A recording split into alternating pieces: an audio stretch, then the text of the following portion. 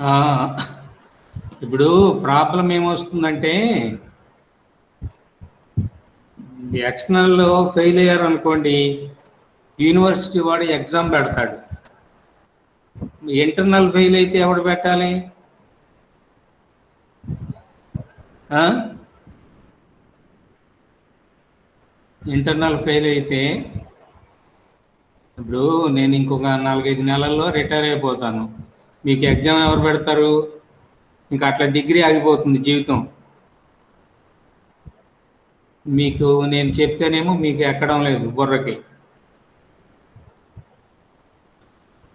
ఓకేలే. సార్ రాసిన వాళ్ళందరూ పాస్ అయిపోయారా సార్? ఆ రాసిన వాళ్ళు అందరు పాస్ అయ్యారు. సార్ నేను రాశాను సార్. హైయెస్ట్ ఎంత sir? Highest 25, okay lowest sir. 15 ఎంత వచ్చింది. ఎవరో క్వశ్చన్లు రాయలేదు.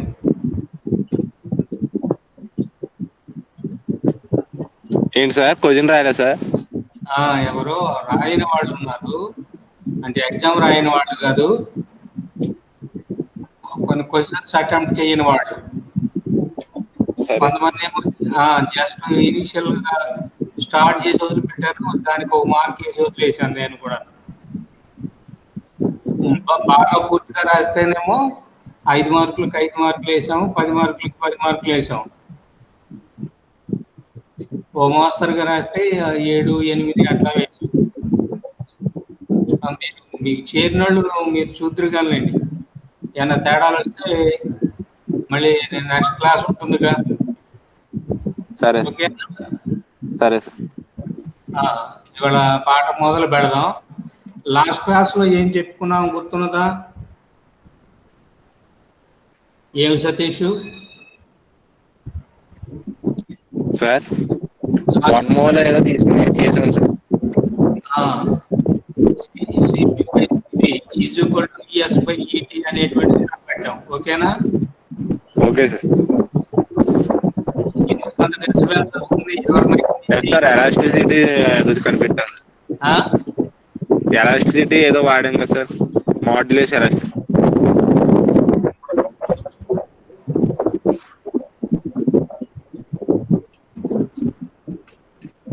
ఏంటంటావు? ఏం లేదు సార్. ఆ సౌండ్ వస్తుంది ఏంటి? ఎవరి దగ్గర? నీ దగ్గర నుంచేనా? నేను బయట నుంచి మాట్లాడుతున్నాను. అట్లా కదా, గాలి సౌండ్ ఇంకా ఎవరి వాయిస్ వినపడకుండా అట్లా వస్తుంది. డిస్టర్బెన్స్ లేని వాళ్ళు ఎవరన్నా ఒకరు ఆన్ చేసుకుంటారా? కళ్యాణి నువ్వు ఆన్ చేస్తావా? ఏమ్మా కళ్యాణి? ఇంకెవరున్నారు లైన్లో?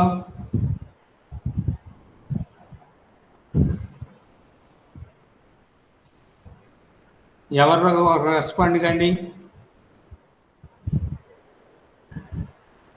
హలో, రెస్పాండ్ అవుతాను సార్. ఎవరు? కళ్యాణి అయినా జహనమేనా?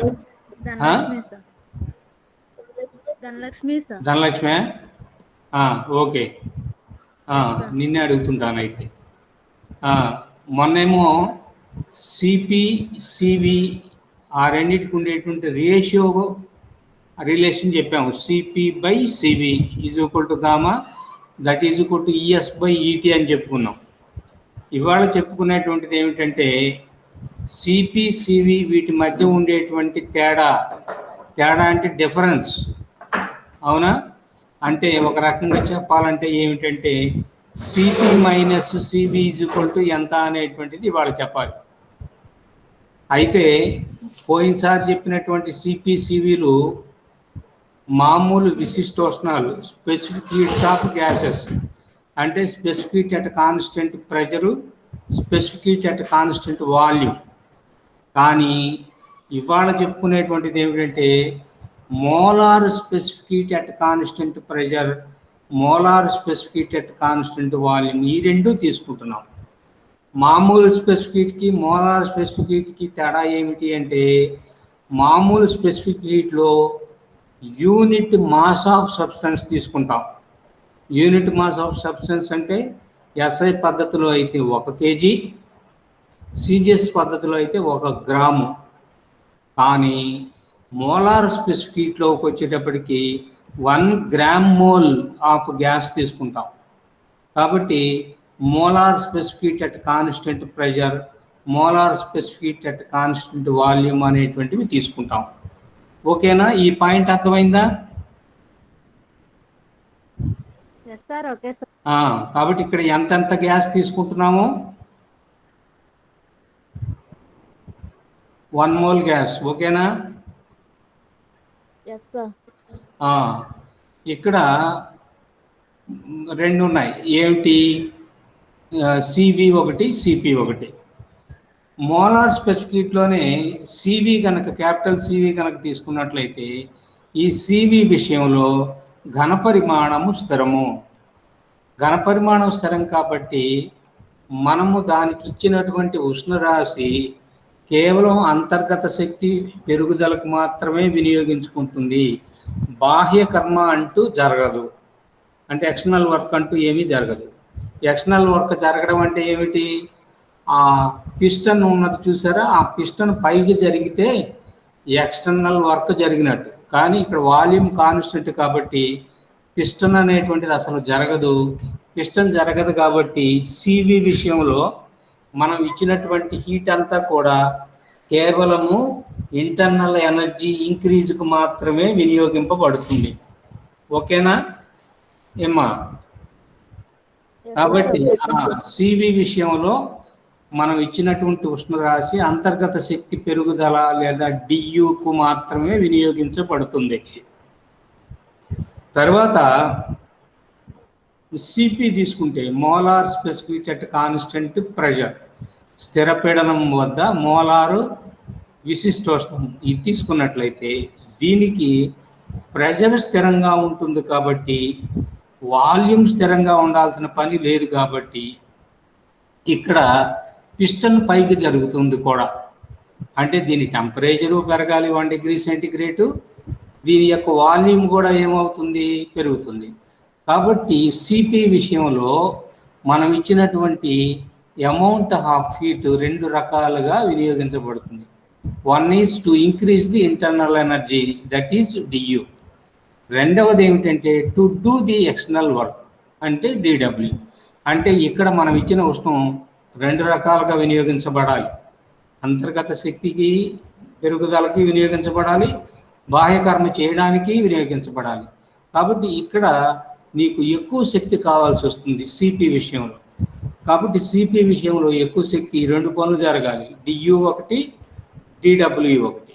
అదే CV విషయంలోకి వచ్చేటప్పటికి ఒకటే పని జరిగేది. ఏమిటి? DU అనేటువంటిది మాత్రమే. అందువల్ల DU విలువ తక్కువ, CV విలువ తక్కువ ఉంటుంది, CP విలువ ఎక్కువ ఉంటుంది. అందువల్ల CP is greater than CV అని గుర్తుపెట్టుకోవాలి. ఏమ్మా? కాబట్టి CP CVలో ఏది ఎక్కువ ఏది తక్కువ అంటే CP అనేటువంటిది ఎక్కువ, CV అనేటువంటిది తక్కువ. ఎందువల్ల CV తక్కువ అంటే CV CPలు రెండిట్లో కూడా అంతర్గత శక్తి పెరుగుదల లేదా ఇంక్రీజ్ ఆఫ్ ఇంటర్నల్ ఎనర్జీ అనేటువంటిది కామన్, అది ఉన్నది. కానీ అదనంగా CPలో ఏమున్నది? DW అనేటువంటిది ఒకటి ఉన్నది, ఎక్స్టర్నల్ వర్క్ డన్ అనేటువంటిది. ఓకేనా? సరే, ఇప్పుడు ఇక్కడ మనం మోలార్ విశిష్టోష్ణాలు తీసుకుంటున్నాము అని చెప్పాం. మోలార్ స్పెసిఫిక్ హీట్ తీసుకుంటున్నప్పుడు చూడండి, స్థిర ఘన పరిమాణం వద్ద వాయువు యొక్క మోలార్ విశిష్టోష్ణము, molar specific heat at constant volume, అది క్యాపిటల్ CV. చూడండి, ఇక్కడ ఘన పరిమాణం స్థిరంగా ఉన్నప్పుడు 1 మోల్ వాయువు యొక్క ఉష్ణోగ్రతను ఎంత పెంచాలి? 1 డిగ్రీ సెంటిగ్రేడ్ పెంచడానికి ఎంత ఉష్ణరాశి అయితే అవసరం అవుతుందో ఆ ఉష్ణరాశిని ఏమంటున్నాం అంటే స్థిర ఘన పరిమాణం వద్ద ఆ వాయు మోలార్ విశిష్టోష్ణము, స్థిర ఘన పరిమాణం వద్ద ఆ వాయువు యొక్క మోలారు విశిష్టోష్ణం అని అంటారు. కాబట్టి molar specific at constant volume means it is the amount of heat required to raise the temperature of 1 mole of gas through 1 degree centigrade by keeping the volume constant. వాల్యూమ్ని కాన్స్టెంట్గా ఉంచి 1 డిగ్రీ సెంటిగ్రేడు ఉష్ణోగ్రతని, టెంపరేచర్ని దేనికి పెంచాలి? 1 mole వాయువుకు పెంచాలి. కాబట్టి this is the definition of capital CV. దీనికి చూడండి, యూనిట్ మారిపోయింది. ఇంతకుముందు యూనిట్ని ఎలా చెప్పాము గుర్తుందా? స్పెసిఫిక్ ఏమ్మా Dhanalakshmi, joule per KG per kelvin అన్నాం, అవునా కదా? Yes sir. కానీ ఇక్కడికి వచ్చేటప్పటికి యూనిట్ ఏంగా మారిపోయింది? జౌల్ మోల్ కెల్విన్ కి. Joule per mole per kelvin. అక్కడ గీతలు ఉన్నాయి కదా, ఇదిగోండి, joule per mole per kelvin. కాబట్టి ఇక్కడ మోల్ అనేటువంటిది వస్తుంది. కాబట్టి యూనిట్స్లో కనుక పర్ మోల్ అనే పదం కనుక వస్తే ఇది మోలారు, లేదా పర్ కేజీ అని కనుక వచ్చినట్లయితే ఇది మామూలు స్పెసిఫిక్. ఓకేనా? ఓకే. అలానే ఇప్పుడు 1 మోల్ వాయువును తీసుకొని దాని పీడనం స్థిరంగా ఉంచేసి దాని ఉష్ణోగ్రతను 1 డిగ్రీ సెంటిగ్రేడ్ పెంచామనుకోండి, దానికి కావాల్సినటువంటి ఉష్ణరాశిని ఏమంటారంటే స్థిర పీడనం వద్ద వాయువు యొక్క మోలార్ విశిష్టోష్ణము అని అంటారు. ఓకేనా? So molar specific at constant pressure is the amount of heat required to raise the temperature of 1 mole of gas through 1 degree centigrade by keeping the pressure constant. ఓకేనా? దీనికి కూడా యూనిట్స్ ఏముంటాయి? SI units joule per mole per kelvin అనేటువంటిది. CGS units కనుక తీసుకుంటే జౌల్కు బదులుగా ఏముంటుంది? Calorie అనేటువంటిది ఉంటుంది. మోల్కు బదులుగా మోలే ఉంటుంది. ఇక్కడ పర్ కెల్విన్కి బదులుగా పర్ డిగ్రీ సెంటిగ్రేడ్ అని ఉంటుంది. అది ఓకేనా? తర్వాత ఇక్కడ మీరు చూడాల్సింది ఏమిటంటే, 1 మోల్ వాయువుని తీసుకున్నాను, దాని పీడనాన్ని స్థిరంగా ఉంచాను. స్థిరంగా ఉంచేసి దాని ఉష్ణోగ్రతని డిటి పెంచాను, లేదా డోటీ పెంచాను. పెంచిన ఉష్ణోగ్రత అంతా డోటీ. అప్పుడు దానికి కావాల్సినటువంటి ఉష్ణ రాశి లేదా అమౌంట్ ఆఫ్ హీట్ ఎంత అంటే డో క్యూ అనుకోండి. So d Q is the amount of heat required to increase the temperature of 1 mole of gas through a temperature dou T. అప్పుడు 1 డిగ్రీ సెంటిగ్రేడ్ 1 మోల్కు పెంచడానికి ఎంత అవుతుంది చెప్పండి? మోలార్ స్పెసిఫిక్ అవుతుందా లేదా? పైగా అక్కడ ప్రెషర్ని కాన్స్టెంట్గా వచ్చాను కాబట్టి do Q by do T at constant pressure is equal to ఎంతకు సమానమైంది? సిపికి సమానమైంది. కాబట్టి ఇక్కడ నేను ఎంత వాయువుని తీసుకున్నాను? 1 మోల్ వాయువుని తీసుకున్నాను. దాని ఉష్ణోగ్రత ఎంత పెంచాను? డోటీ పెంచాను. అప్పుడు ఎంత హీట్ అవసరమైంది? డో క్యూ అవసరమైంది. కాబట్టి డిటి ఉష్ణోగ్రతను పెంచడానికి, డోటీ ఉష్ణోగ్రతను పెంచడానికి డో క్యూ హీట్ అవసరమైతే అప్పుడు 1 డిగ్రీ సెంటిగ్రేడ్ పెంచడానికి ఎంత అవుతుందంటే డో క్యూ బై డోటీ. ఇక్కడ ప్రెషర్ని కాన్స్టెంట్గా ఉంచి ఉష్ణోగ్రతను పెంచుతున్నాం కాబట్టి అది క్యాపిటల్ సిపి అవుతుంది. అంతవరకు అర్థమైంది కదా? ఇదే రకంగా ఈసారి ఏం చేస్తారంటే వాల్యూమ్ని కాన్స్టెంట్గా ఉంచేసి 1 మోల్ వాయువుని తీసుకొని దాని ఉష్ణోగ్రతను 1 డిగ్రీ సెంటిగ్రేడ్ పెంచాను. పెంచితే దాని 1 డోటీ డిగ్రీస్ టెంపరేచర్ పెంచడానికి డో క్యూ ఉష్ణరాశి అవసరమైంది. ఇక్కడ ఏంటి కాన్స్టెంట్? V constant. కాబట్టి do Q by డోటీ at constant V is equal to ఎంతకు సమానం అయిపోయిందంటే సివి. ఈ సిపి కానీ సివి కానీ రెండు క్యాపిటల్ లెటర్సా స్మాల్ లెటర్సా? ఏమ్మా?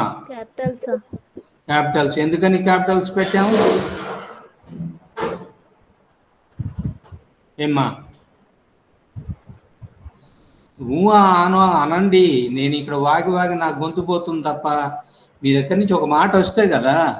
ఎందుకని క్యాపిటల్స్ పెట్టాము అంటున్నాను. మోల్స్ కాబట్టి సార్. మోల్స్ కాబట్టి, రైట్. మోలార్కి అయితే క్యాపిటల్ లెటర్స్ వాడండి, మామూలు స్పెసిఫిక్ అయితే స్మాల్ లెటర్స్ వాడండి. కాబట్టి ఈ డిఫరెన్స్ విషయంలోకి వచ్చేసేటప్పటికి సిపి మైనస్ సివి అనేటువంటి విషయంలో మోల్సే తీసుకున్నాం. ఓకే, ఇప్పుడు చూడండి మనం చేయాల్సింది ఏంటి? సిపి మైనస్ సివి, మన హెడ్డింగ్ అదే కదా, ఈ రెండింటికి ఉండేటువంటి భేదం ఎంత అనేటువంటిది.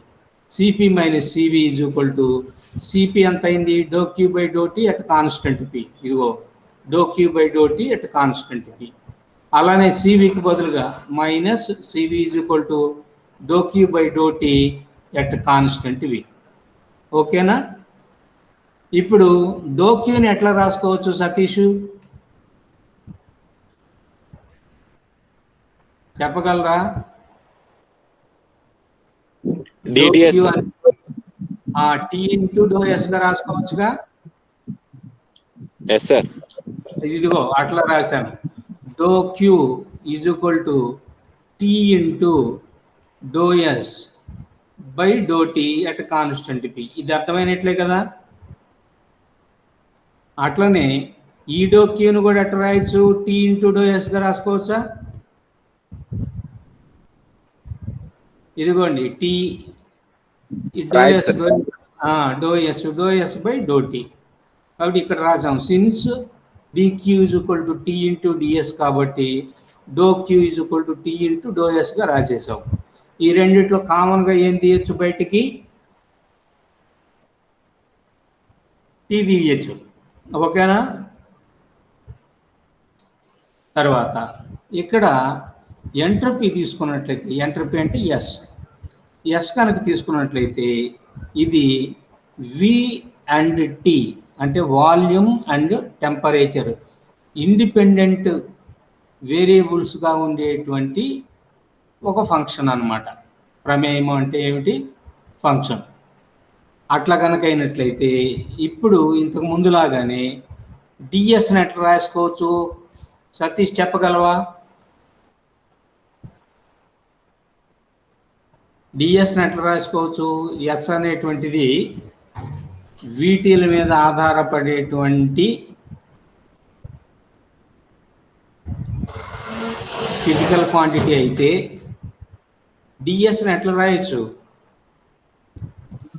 Independent variables. ఇండిపెండెంట్ వేరియబుల్స్ దృష్ట్యా మనం డిఫరెన్షియేట్ చేస్తాం. ఉన్నాయమ్మా చూసా దీంట్లో. కాబట్టి ఇది doe S by do T at constant V into DT. ఓకేనా?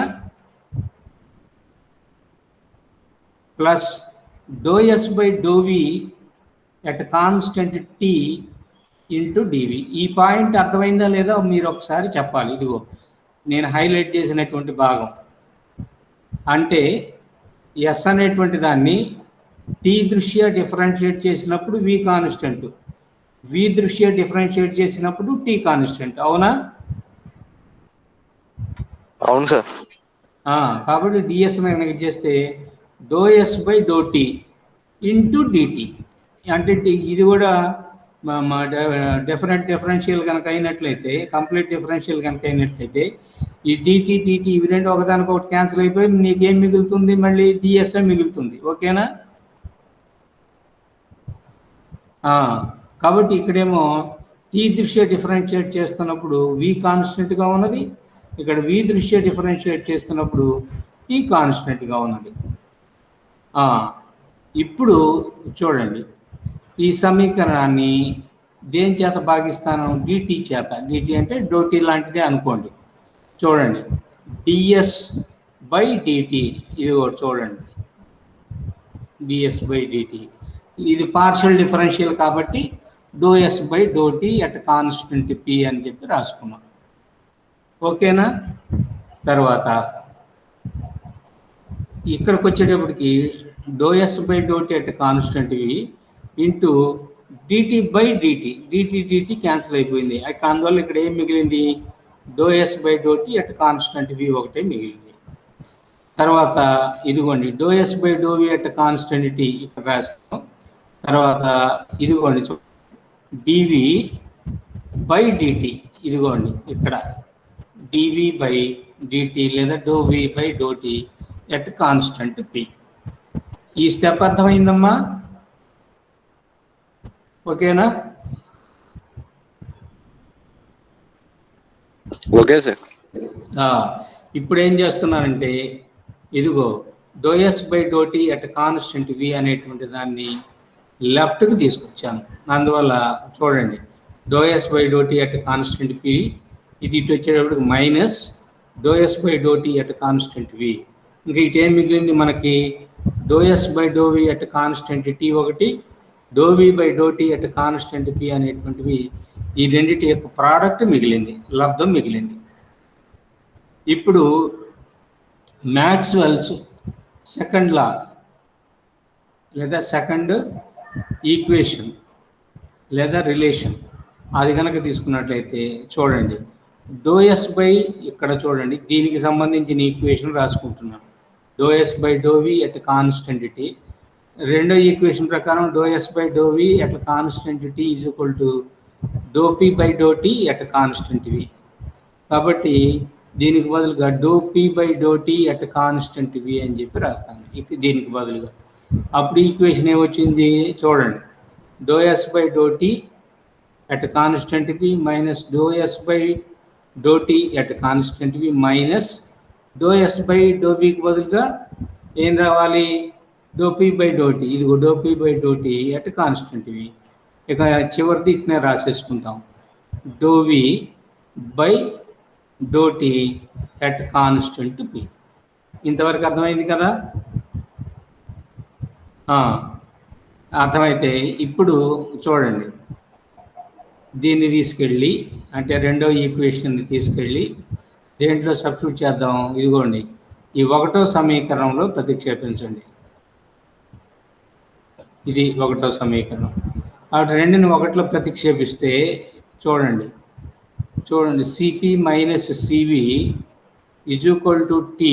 ఇదిగోండి ఇక్కడ రాశాను, CP minus CV is equal to T. అప్పుడు ఈ బ్రాకెట్లో ఉండేటువంటిది ఈ రెండిటి యొక్క లబ్ధంగా వచ్చింది. ఏ రెండిటి లబ్ధము? Doe P by do T at constant V, doe V by do T at constant P. ఇదిగో ఇక్కడ రాశాను, doe P by do T at constant V, doe V by do T at constant P. ఇప్పుడు ఈ CP minus CV is equal to this అనేటువంటిది వచ్చిందే, ఈ వచ్చినటువంటిది ఇది general equation to give the difference between CP and CV. కాబట్టి CP సివిల మధ్య ఉండేటువంటి భేదాన్ని ఇచ్చేటువంటి సాధారణమైనటువంటి సమీకరణం ఇది. ఇప్పుడు మనం ఒక్కొక్క గ్యాస్ను బట్టి ఒక్కొక్క రకంగా మార్చుకుంటూ వెళ్ళిపోతాం. ఓకేనా? ఇంతవరకు అర్థమైందా? ఇప్పుడు నేను ఒక ఐడియల్ గ్యాసు లేదా ఆదర్శ వాయువు తీసుకుంటాను. ఆదర్శ వాయువు తీసుకుంటే ఇప్పుడు చూడండి నేను ఏం చేయాలో, doe P by do T at constant V. ఓకేనా? ఇది ఒకటి చేయాలి. Doe V by do T at constant V. ముందు doe P by do T చేస్తాను. ఇదిగోండి PV is equal to RT అనేటువంటి దాంట్లో ఇదిగో doe P into V is equal to R into doe T. ఈ డో పి ఈ doe టీని ఇటు తీసుకొస్తే doe P by do T, ఇది అట్లా కాన్స్టెంట్ వి. ఇక రైట్ సైడ్ ఏమున్నది? ఆర్ ఉన్నది. లెఫ్ట్ సైడ్ ఏమన్నది? వి ఉన్నది. ఇటు వస్తే బై వి అవుతుంది. కాబట్టి doe P by do T at constant V is equal to R by V. ఈ స్టెప్ అర్థమైందా లేదా? ఏం సతీష్? అర్థమైంది సార్. అంటే ఏం చేస్తున్నావు? PV is equal to RT అనేటువంటి దాన్ని డిఫరెన్షియేట్ చేసి ఏది కాన్స్టెంట్గా ఉంచుకుంటున్నావు? వి కాన్స్టెంట్గా, d P by do T చేస్తున్నావు. ఓకేనా? కాబట్టి ఇది d P by do T at constant V is equal to R ఇది డోటీ బై డోటీ అంటే 1 అయిపోయింది అనుకోండి. అదే రకంగా రెండవది ఏమున్నది, d V by డోటీ at constant P. ఓకేనా? మళ్ళీ ఇదే ఈక్వేషన్, ఏది పివి ఓకే సార్. మళ్ళీ పివి ఈజ్వల్ టు ఆర్టీ అనేటువంటి ఈక్వేషన్ తీసుకొని డో వి బై డోటీ, ఇదిగో చూడండి, d V by d T is equal to R into d T by d T, that is equal to 1 అవుతుంది. అప్పుడు d V by డోటీ at constant P is equal to R by P అనేటువంటిది వస్తుంది. ఓకేనా? ఇప్పుడు ఈ 4వ ఈక్వేషన్లో ఉన్నటువంటి 2 రాసులు ఉన్నాయే, ఏమిటి, doe P by డోటీ at constant is equal to R by V అని, doe V by డోటీ at constant P is equal to R by P అని. ఒకటి ఆర్ బై వి, ఇంకొకటి ఆర్ బై పి. ఇదిగో ఇదేమో ఆర్ బై వి వచ్చింది, ఇదేమో are by P వచ్చేసింది. అప్పుడు ఈక్వేషన్ ఎలా వచ్చిందో చూడండి. CP minus CV is equal to R, బ్రాకెట్లో డో పి బై డోటీ అట్ కాన్స్టెంట్ వికి బదులుగా ఇదిగో చూడండి ఆర్ బై వి వచ్చింది. అట్నే డో వి బై డోటీ అట్ కాన్స్టెంట్ పికి బదులుగా ఆర్ బై పి వచ్చింది. అప్పుడు పైన ఆర్ ఇంటూ ఆర్ ఏమొచ్చింది, ఆర్ స్క్వేర్. తర్వాత న్యూమరేటర్లో ఇంకోటి ఏమున్నది, టీ ఉన్నది, ఇదిగో టీ రాశాను, టీ ఇంటూ ఆర్ స్క్వేర్, కిందేమో పీవి. ఇప్పుడు ఈ పీవీకి బదులుగా PV is equal to RT అని తెలుసుగా ఐడియల్ గ్యాస్లో. ఏ సతీష్? తెలుసు. కాబట్టి CP minus CV equal to న్యూమరేటర్లో ఏముంది, R T into R square ఉంది. డినామినేటర్లో పీవీకి బదులుగా ఏం రాస్తున్నాము, ఆర్టీ అనేటువంటిది రాసాము. పైన ఉన్న ఒక ఆర్కి కింద ఒక ఆర్ పోతే పైన ఒక ఆర్ మిగిలింది. ఈ టీకి క్యాన్సిల్ అయిపోతుంది. ఇంకా మిగిలింది ఏముంటున్నది అంటే క్యాపిటల్ ఆర్. కాబట్టి CP minus CV is equal to ఎంతకు సమానము,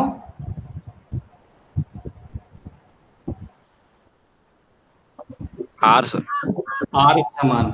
అదే స్మాల్ లెటర్స్ కనుక అయితే దేనికి సమానం అవుతుందో తెలుసా, CP minus CV is equal to R by J అనేటువంటి దానికి సమానం అవుతుంది. ఓకేనా? Okay sir. కాబట్టి ఒక మోల్ ఆదర్శ వాయువు కనుక తీసుకున్నట్లయితే CP minus CV is equal to R అవుతుంది. లేకపోతే వేరే ఏదైనా జనరల్గా గ్యాస్ తీసుకుంటే అప్పుడు CP minus CV is equal to T into d P by డోటీ at constant V into d V by డోటీ at constant P అనేటువంటిది మనకు వచ్చేటువంటి జనరల్ ఈక్వేషన్. ఇదేమో స్పెషల్ కేసు. స్పెషల్ కేసు అంటే ఏ వాయువుని తీసుకుంటున్నావో ఆ వాయువు. ఓకేనా? అంతవరకు అర్థమైందా? తర్వాత మనకి ఇంకా ఫస్ట్ చాప్టర్లో జౌల్ కెల్విన్ ఎఫెక్ట్ చదివామా లేదా? మాట్లాడటం లేదు. Joule kelvin effect, porous plug experiment అనేది చదివామా లేదా? ఏం సతీష్, ఉన్నారా లైన్లో? కరెంట్ ఉన్నదా? జౌల్ కెల్విన్ ప్రభావం చదివామా లేదా? చదివాం సార్. ఇప్పుడు ఈ చాప్టర్ కూడా మళ్ళీ వస్తుంది. అంటే అప్రోచ్ అంతా అదే ఉంటుంది కాకపోతే ఫైనల్ ఈక్వేషన్ కొంచెం మారుతుంది. ఓకేనా? ఇక్కడ 3వ పేరు కూడా ఒకటి వచ్చింది, థ్రాట్లింగ్ ప్రాసెస్ లేదా థ్రాట్లింగ్ ప్రక్రియ. అవునా? కాబట్టి జౌల్ కెల్విన్ ప్రభావము లేదా జౌల్ కెల్విన్ ఫలితము అనేటువంటిది థ్రాట్లింగ్ ప్రాసెస్ అనేటువంటిది. అవునా?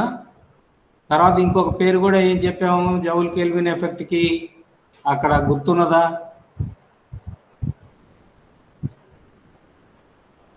పోరస్ ప్లగ్ ఎక్స్పెరిమెంట్ అని కూడా చెప్పుకున్నాం కదా. కాబట్టి మొత్తం ఎన్ని పేర్లు వచ్చినాయి? మొత్తం ఎన్ని పేర్లు? 3 పేర్లు. ఏమిటి ఆ పేర్లు? జౌల్ కెల్విన్ ఎఫెక్ట్ లేదా థ్రాట్లింగ్ ప్రాసెస్, మూడవది ఏమిటి? Porous plug experiment. ఓకేనా? ఆ, ఇది సగం వరకు మనకు తెలిసింది ఉంటుంది, మిగిలిన సగం అంతా కూడా తెలియంది ఉంటుంది.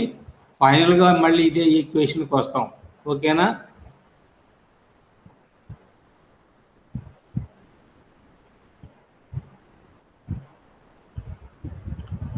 ఇంకా రేపు క్లాసులో వీలైతే అయిపోతుంది, లేకపోతే ఎల్లుండి క్లాసులో అయిపోతుంది. ఓకేనా? సరే సార్. ఇంతటితోటి ఆపుతాను. ఇది మొదలు పెట్టినా కూడా కాదు, ఇంకెంత ఒక 12-13 నిమిషాలు ఉంది. ఓకేనా? సరే సార్. మీకు పేపర్లు తిరిగి పంపించాను, పేపర్లు దిద్ది. సార్ మిడ్ 2 కూడా ఉంటుందా సార్? ఆ?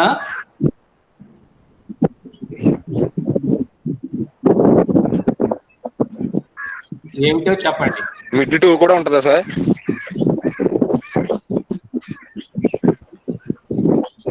మిడ్ 1 మిడ్ 2 ఉంటుందా సార్? మిడ్ 1 పెట్టాను, మిడ్ 2 కూడా పెట్టేద్దామా? అంటే కాలేజీ వాళ్ళందరూ కలిపి పెట్టేటప్పుడు పెట్టేద్దాం. ఓకేనా? సరే సార్. ఇప్పుడు మీరు లైన్లోనే ఉండండి. అప్పుడు మీకు ఎవరెవరికి పేపర్లు వచ్చినాయో ఒకసారి పేపర్లు చూసుకోండి.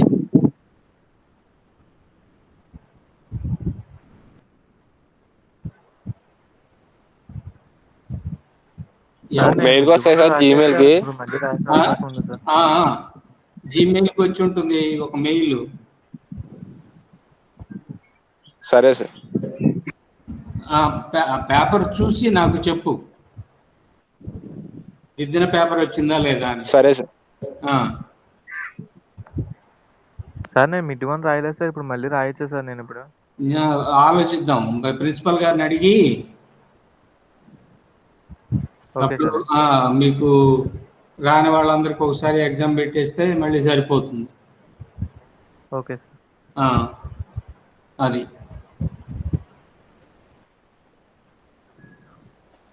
సీను, నువ్వు రాసావా ఎగ్జాము?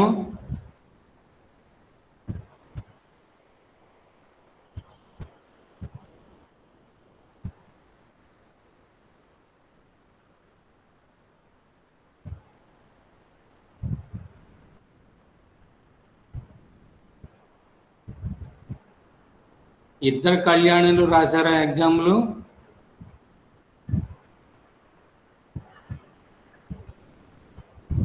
నేను రాశాను సార్. దుర్గా కళ్యాణి సార్. దుర్గా కళ్యాణి నువ్వు రాసావు. నీకు ఇప్పుడు పేపర్ వచ్చిందా? నేను రాశాను సార్. చూడాలి సార్. చూడు, నేను ఒకసారి మీ మార్కులు కూడా చూసి చెప్తాను.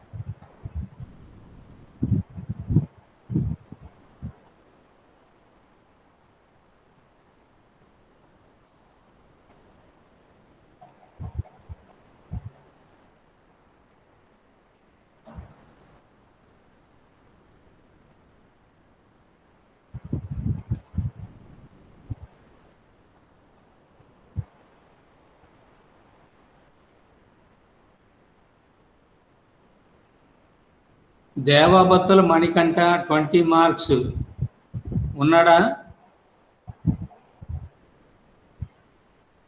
మణికంఠ ఉన్నాడా? లేడు సార్. అతనికి 20 మార్కులు. అతనికి వెళ్ళిపోయి ఉంటుందిలే. దుర్గా కళ్యాణి నీకు మెసేజ్ వచ్చి ఉండదు, ఏదో ప్రాబ్లం ఉంది నీ దానికి. అవును సార్. నీకు 25 మార్కులు. నీకు ఏమని వస్తుందంటే మిస్సింగ్ ఏదో వస్తుంది. అంటే ఈ ఫోన్కి మా డాడీది ఉంటుంది సార్ ఈమెయిల్, ఆ, అందుకనేమో సార్, నాది ఉండదు సార్. నీకు 25 మార్కులు వచ్చినాయి. తర్వాత ఓకే సార్. జాహ్నవి, నీకు 1 మార్కు తగ్గింది, 24 వచ్చినాయి. చూసుకో, నీ పేపర్ కూడా చూసుకో, పంపించాము మీరు దిద్దిన పేపరు, నీకు వచ్చి ఉంటుంది గ్యారంటీగా. ఓంకార్ ఉన్నాడా? లేడు సార్. ఓంకార్ అనే అతను రాశాడు, అతనికి 23 వచ్చినాయి. తర్వాత నాగిరెడ్డి సతీష్ కుమార్ 25.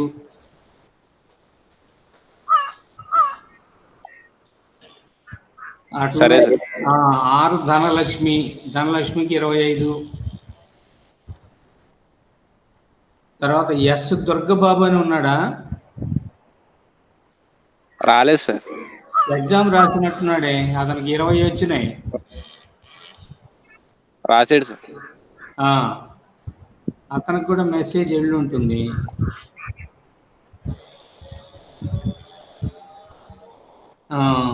సరే సార్. ఈ అమ్మాయి ఒక్కదానికే రాలేదు. ఎవరికి? జి దుర్గా కళ్యాణి అనే అమ్మాయికి మెసేజ్ వచ్చి లేదు, మిగిలిన వాళ్ళందరికీ కూడా మెసేజ్లు వచ్చి ఉంటాయి.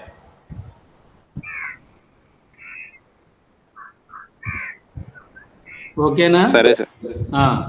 Okay sir. ఒకసారి చూసుకోండి. ఇంకా లైన్ అప్ అయిపోనా? సరే సార్.